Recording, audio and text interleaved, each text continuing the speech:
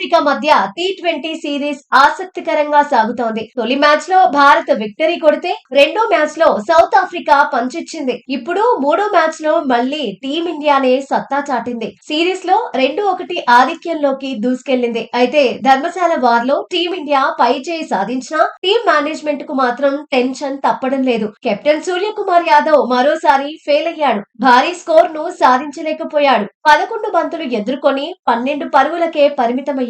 Strike rate 109.09. నాలుగో స్థానంలో batting కు దిగిన సూర్యకుమార్ యాదవ్ 2 ఫోర్లు కొట్టి దూకుడు మీదే కనిపించాడు. కానీ ఎంతసేపు క్రీజ్ లో నిలవలేకపోయాడు. గత 21 ఇన్నింగ్స్ లో సూర్యకుమార్ యాదవ్ పర్ఫార్మెన్స్ దారుణంగా ఉంది. కెప్టెన్ కాకముందు ఆడినట్టుగా ఇప్పుడు ఆడలేకపోతున్నాడు. టీమిండియా నిలకడగా విజయాలు సాధిస్తున్నా సూర్య ఫామ్ మాత్రం ఆందోళనకరంగానే ఉంది. వైస్ కెప్టెన్ శుభ్మన్ గిల్ కూడా అంచనాలకు తగినట్టుగా ఆడలేకపోతున్నాడు. ఆటలో దూకుడు చూపించలేకపోతున్నాడు. గత 2 ఇన్నింగ్స్ లతో పోల్చితే మూడో మ్యాచ్ లో పర్వాలేదు అనిపించుకున్న స్ట్రైక్ రేట్ గొప్పగా ఏమీ లేదు.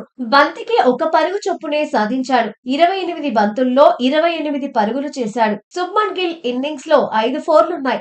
మ్యాచ్ల మీద మ్యాచ్లు ఆడుతున్నా సూర్యకుమార్ యాదవ్, శుభ్మన్ గిల్ మాత్రం గేర్లు మార్చలేకపోతున్నారు. టీ20 వరల్డ్ కప్ కు ముందు భారత జట్టు ఇంకా 7 మ్యాచ్లే ఆడాల్సి ఉంది. ఇందులో సౌత్ ఆఫ్రికాతోనే 2 మ్యాచ్లు ఉన్నాయి. ఈ 2 మ్యాచ్ల్లో అయినా శుభ్మన్ గిల్, సూర్యకుమార్ యాదవ్ రన్ చేయాలని టీం మేనేజ్మెంట్ కోరుకుంటోంది. మరోవైపు అభిషేక్ మాత్రం తన నేచురల్ గేమ్ తో కట్టిపడేస్తున్నాడు. ధర్మశాలలోనూ క్రీజ్ లో ఉన్నంతసేపు అలరించాడు. ఫటాఫట్ షాట్లతో రెచ్చిపోయాడు. తిలక్ వర్మ సైతం ఫామ్ ను కొనసాగించాడు. టీ20 వరల్డ్ కప్ లో తన సేవలు కీలకమని ఆట తీరుతోనే చాటుకున్నాడు. కన్సిస్టెన్సీకి కేర్ ఆఫ్ అనిపించుకుంటున్నాడు. పరిస్థితులకు తగినట్టుగా ఆడటంలో తనదైన ముద్ర వేస్తున్నాడు. ధర్మశాలలోనూ బ్యాటింగ్ ఆర్డర్ లో గంభీర్ మార్పులు చేశాడు. తిలక్ వర్మను 3వ స్థానంలో పంపాడు. సూర్యకుమార్ యాదవ్ ను 4వ స్థానంలో దింపాడు. 5వ స్థానంలో శివం దూబే బ్యాటింగ్ చేశాడు. తర్వాతి మ్యాచ్ల్లోనూ ఇదే బ్యాటింగ్ ఆర్డర్ ను కొనసాగిస్తాడా లేదంటే మార్పులు చేస్తారా అనేది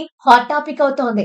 ధర్మశాలలో జస్ప్రీత్ బుమ్రా, అక్షర్ పటేల్ లేకపోయినా భారత బౌలర్లు మెరుగైన ప్రదర్శనే చేశారు. రెండో మ్యాచ్ తో పోలిస్తే మూడో మ్యాచ్ లో హర్షదీప్ సింగ్ అదుర్స్ అనిపించాడు. 4 ఓవర్లలో జస్ట్ 13 పరుగులే ఇచ్చి 2 కీలక వికెట్లు తీశాడు. హర్షిత్ రాణా సైతం హెడ్ కోచ్ గంభీర్ నమ్మకాన్ని నిలబెట్టాడు. 4 ఓవర్లలో 34 పరుగులు ఇచ్చినా 2 వికెట్లు దక్కించుకున్నాడు. వరుణ్ చక్రవర్తి ఫామ్ ను కొనసాగించాడు. 4 ఓవర్లలో 11 పరుగులే ఇచ్చి 2 వికెట్లు తీశాడు. కుల్దీప్ యాదవ్ సైతం బాల్ తో మ్యాజిక్ చేశాడు. 2 ఓవర్లలో 12 పరుగులిచ్చి 2 వికెట్లు దక్కించుకున్నాడు. శివం దూబే, హార్దిక్ పాండ్యా ఒక్కో వికెట్ తీశారు. సౌత్ ఆఫ్రికాను చిత్తు చేయడంలో భారత బౌలర్లు కీలకంగా నిలిచారు. సమిష్టిగా రాణించి భారత్ బౌలింగ్ బలాన్ని మరోసారి చాటుకున్నారు. టీ20 వరల్డ్ కప్ కు ముందు అంచనాలు పెంచేశారు.